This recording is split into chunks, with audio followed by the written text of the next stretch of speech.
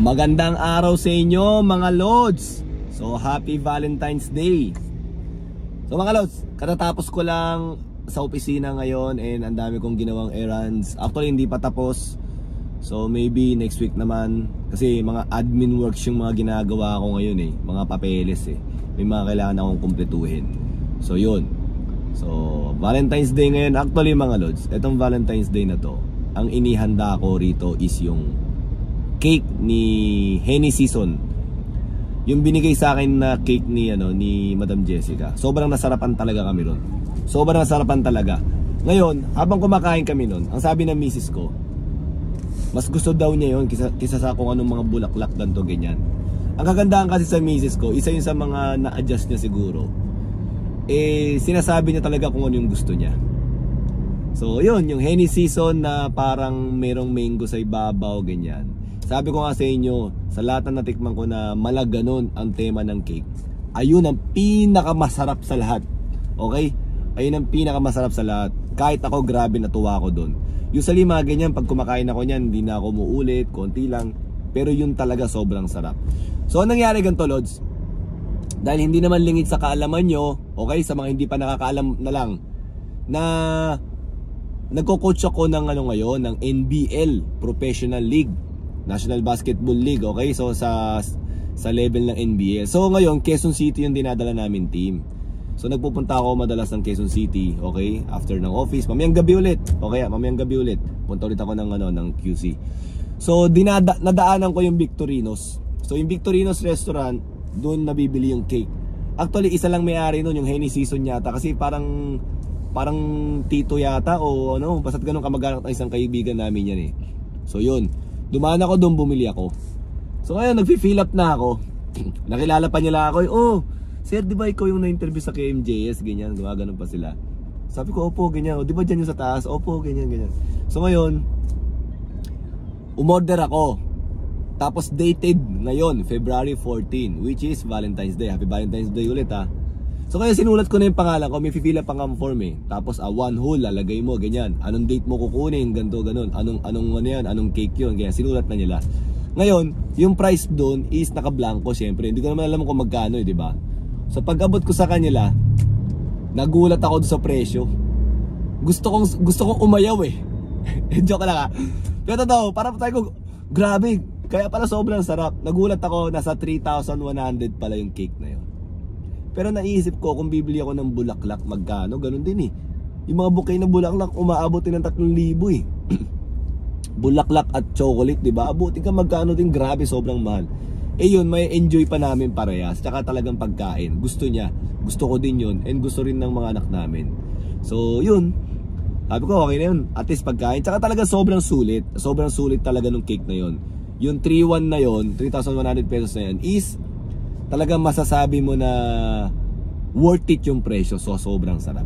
So ngayon, mga Lods, di ba February 14, Valentine's Day sa atin, di ba? Alam nyo ba, isa yan sa mga kaibahan ng culture sa Korea.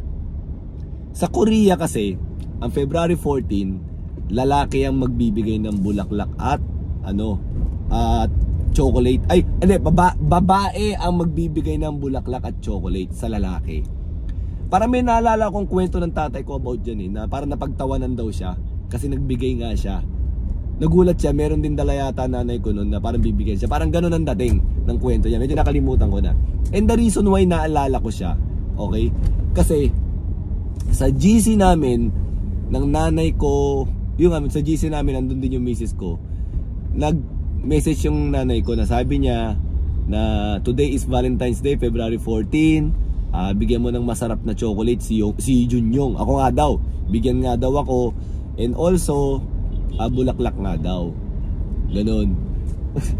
Yun, naalala ko bigla yung kinuwento sa akin ng tatay ko. So sabi ko dito sa Pilipinas, walang ganon. Lalaki lang talaga nagbibigay sa babae in February 14. Yun talaga yung nakagawian, sabi ko dito. And then naalala ko, March 14 naman yata ang lalaki naman ang magbibigay sa babae sa Korea. So parang yun, hindi ko pa nata-translate gaano yung iba Pero nakita ko nga parang March 14, sinabi ng nanay ko, yun. So feeling ko yun na nga yun, na pag March 14, yung parang nakagawian dito sa Pilipinas na lalaki yung nagbibigay sa babae. Ganon. Ganun yung ano, ganun yung setup. So ito mga lods, pauwi na ako, okay? Tapos na yung trabaho ko. Pauwi na ako, dumating na yung cake. Pakikita ko sa inyo ulit yung cake ha. Tapos kakainin natin. Tingnan natin yung mga reaksyon ng mga bata, nung misis ko about to sa cake na yun. Sobrang sarap nun, okay? By the way mga lods, ito suit ko palang damit. Ano pala to ha? Coming from Dry Plus. Burlington to eh. Pang motor to eh. Sobrang ganda ng tela nito. Yung pagkaka-sublimation niya, tinan nyo naman, oh, di ba? Hindi yung parang mumurahin lang. Wala, nabanggit ko lang kasi binigyan tayo ni Burlington. Actually, ano to eh, yung assistant coach tsaka team owner. Yung first assistant coach ng team namin sa NBL, parang tito niya yata to. So, yung mga PBA Moto Club, dito rin yata kumukuha ng mga apparels. So, nabanggit ko lang mga lods ha. So, yun, pauwi na ako ha. Tingnan natin yung cake ha. Sabi nyo na? Wala, dumating na nga yung cake. Kasi yung cake.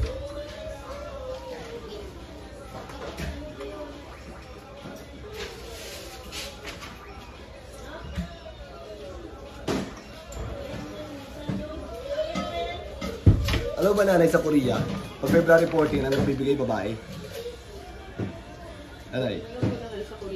Eh, nasa Pilipinas ka. Hindi, tapos pag March 14 naman, lalaki magbibigay. Naalala ko, sinabi ng tatay ko dati yun. Tapos nakalimutan ko na. Ngayon, tinamay sa GC natin, sinabi ng mama ko. Sabi niya, sinabihan ka niya, nabigyan mo daw ka ng chocolate tsaka ng bulaklak. Tawa ako. Tapos sabi ko iba rito, pinaliwanag ko sa kanya. Tapos sabi niya, sa March 14 naman daw, dapat, diba? Eh, may na-reserve ng cake. Pero sobrang na ito, sobrang sarap na ito. Di ba nga? Kanina na may video na ako, pinapaliwanag ko sa kanila kung paano ko nangyari pag-order na ito. Dayan, tingin mo magkano to? 5,800. Grabe gano'n? Oo, yun na. Special na cake sila, pinigyan ko sa salon. Gano'n? Oo. Ah, gano'n. Mamura pa pala to. 3,000, 5,000. 3,100 to eh. Yan. Tinanong ko si Kala kung magkano to. Sabi niya, Sa cake. sabi niya siguro mga 2,000 na gano'n. Kumbaga 1,800 gano'n. Naku, dumikit na, dumikit. Tinan mo. Okay, so kailangan kong kumain na mabilis para makakain na tayo. Tama pala yung decision na Jack na i-keep, no? Tama yung decision na Jack na i-keep. Kaya lang. Ito muna kayo muna kaya. Kain muna kayo ito.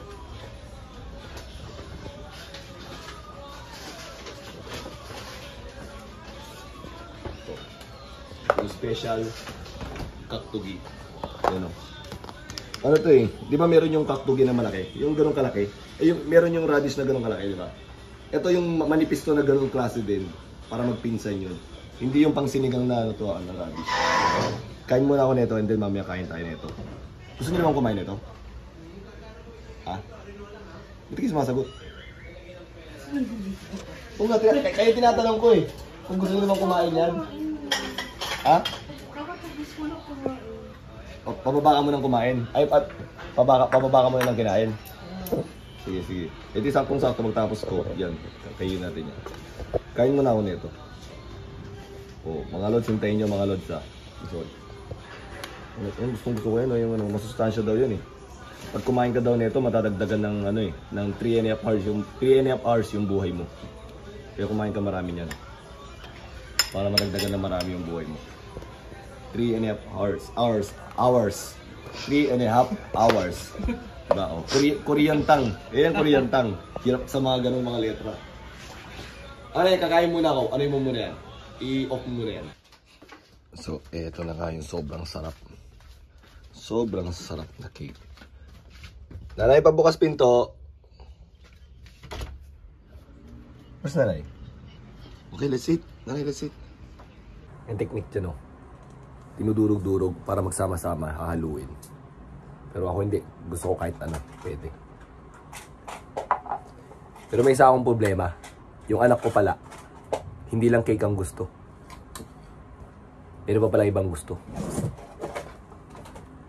Mamaya kailangan ko lumabas para mabigay yung... Kailangan nagpaparamdam na, di ba? Chuchi, you want cake? Di ba ayaw mo ng cake, di ba?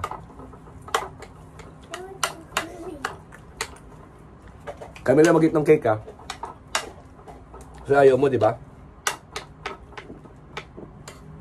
Yun ang problema. Mamaya lalabas tayo para kumuha ng gusto niya, okay? Pero sobrang sarap talaga nito. Yung akin to. Tingnan mo, pero mo nakapasumubos sa akin. Hindi, patikim lang. Para sigurado mong malinis. Diba? Para pa yung cake ko. Para safe. Ako muna kakain, diba? Para safe. Eto, nakabalik na tayo. Eto. Mas maganda siguro daw to kasi mas tatagal. Yan, yung gusto ng bata. Yan yung gusto ng bata, Rose. Tapos may mga chocolates tayong binili. Para sa mga tita. Okay? So mga loves, pakikita ko na lang sa inyo yung reaksyon ng bata. Kung anong mafe-feel niya pagka nakita niyo itong gift sa kanya na gusto niya. Okay? Grabe, ang init sa labas.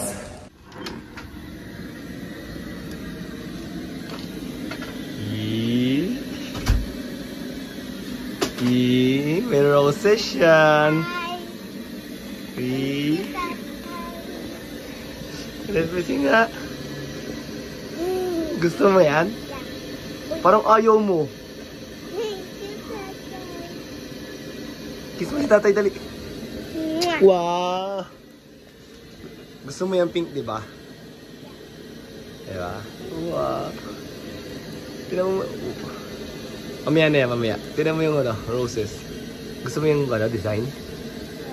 Patingin nga ang face mo. Grabe yung tuwa naman ng bata na yan.